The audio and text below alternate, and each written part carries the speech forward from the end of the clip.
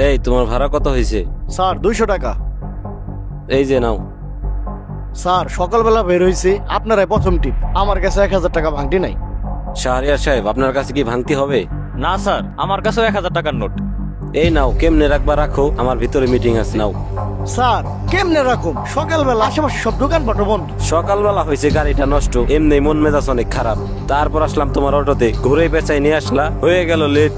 এখন আবার দিতে পারতেছো না ভাঙতি। স্যার আমি কি করলাম, আমার সাথে রাগ করতেছেন কেন? মেন রোডে অনেক জ্যাম, তার জন্যই তো শর্টকাট দিয়ে নিয়ে আসলাম। আচ্ছা থাকো, আমি ভিতর থেকে ভাঙতি পাঠাই দিতেছি। ঠিক আছে স্যার। আচ্ছা চলেন যাই। আচ্ছা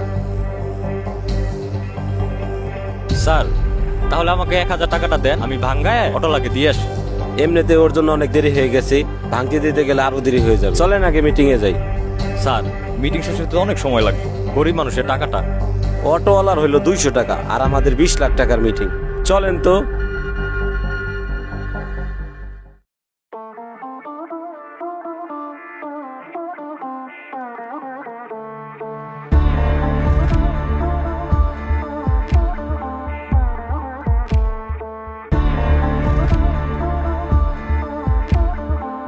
হুম, আপনাদের প্রজেক্টটা তো আমার অনেক ভালো লাগছে। আপনাদের সাথে ডিলটা আমি করব। কংগ্রেচুলেশন।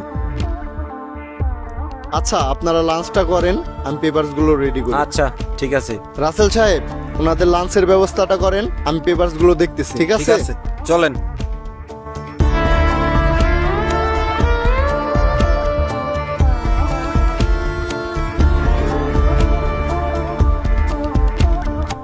স্যার, আপনাদের লাঞ্চটা অনেক ভালো ছিল, ধন্যবাদ আপনাকে।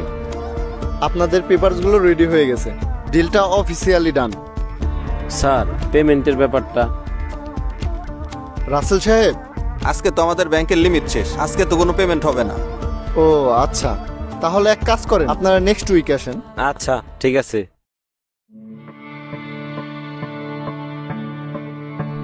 মাহফুজ সাহেব, স্যার তো আজকে আসবে না, আপনি নেক্সট উইকে আইসেন। Next week? আচ্ছা ঠিক আছে।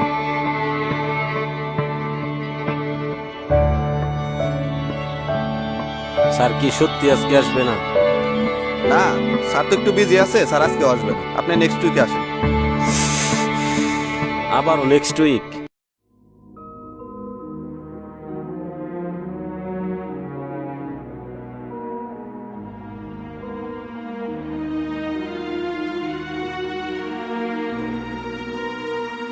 মাহফুজ সাহেব আসেন।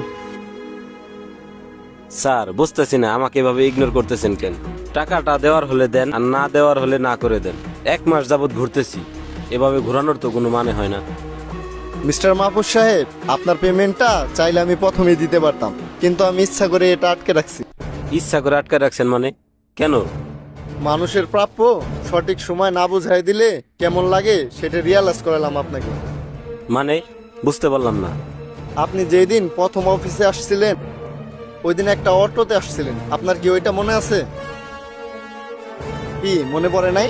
আমি আপনাকে সহজ করে দিচ্ছি। আপনার কাছে অটোওয়ালা 200 টাকা ভাড়া পাইতে, আপনি তাকে আশ্বাস দিয়েছিলেন যে টাকাটা দিবেন, কিন্তু আপনি আর টাকাটা দিতে যান নাই। সেই লোকটা 2 থেকে 2.5 ঘন্টা এই রোদের ভিতরে আপনার জন্য ওয়েট করছে, বাট আপনি টাকা নিয়ে যাননি। স্যার, আপনি কিভাবে জানলেন? কোথা থেকে জানছি সেটা বড় কথা না, বড় কথা হলো ওই লোকটাকে আপনি দুইভাবে লস করাইছেন। এক, 200 টাকা আপনি দেন নাই, আর দ্বিতীয় হলো ওনার 2-3 ঘন্টা আপনি লস করাইছেন। ওই 2-3 ঘন্টা যদি উনি কাজ করতে পারতো, হয়তো বা ওনার দিনটা অনেক ভালো যাইতো, কারণ উনি খেটে খাওয়া মানুষ, দিন এনে দিন খায়। 200 টাকার ব্যাপার তো স্যার, তাই মাথায় ছিল না। মাহবুব সাহেব, আপনার কাছে 20 লাখ টাকার যতটা মূল্য, ওনার কাছে 200 টাকার মূল্য তার থেকে অনেক বেশি। স্যার, আমি বুঝতে পারিনি। ওই অটোওয়ালাকে আমি যেখান থেকে খুঁজে পাই 200 টাকা দিয়ে দিব। থাক, সেটার আর প্রয়োজন নাই। রাসেল সাহেব বলেন। আপনাদের কি মনে আছে আপনাদের লাঞ্চ করানোর পর আমি একটু বাইরে গেছিলাম? এই, তুমি এখানে অটো রাখছো কেন? জানো না এখানে অটো রাখা নিষেধ? যাও অটো নিয়ে। স্যার, ভিতরে আমি একজনের কাছে ভাড়া পাবো, পয়সা তো দিয়ে যাই, এখনো তো আইলো না। ভাড়া পাবা? কার কাছে ভাড়া পাবা? স্যার, ভিতরে 2 জন স্যার ঢুকলো, একজন সাদা শার্ট পরা আর একজন কালো শার্ট পরা, 200 টাকা ভাড়া। আমাকেই তো দিতে বলছিল। এই নাও।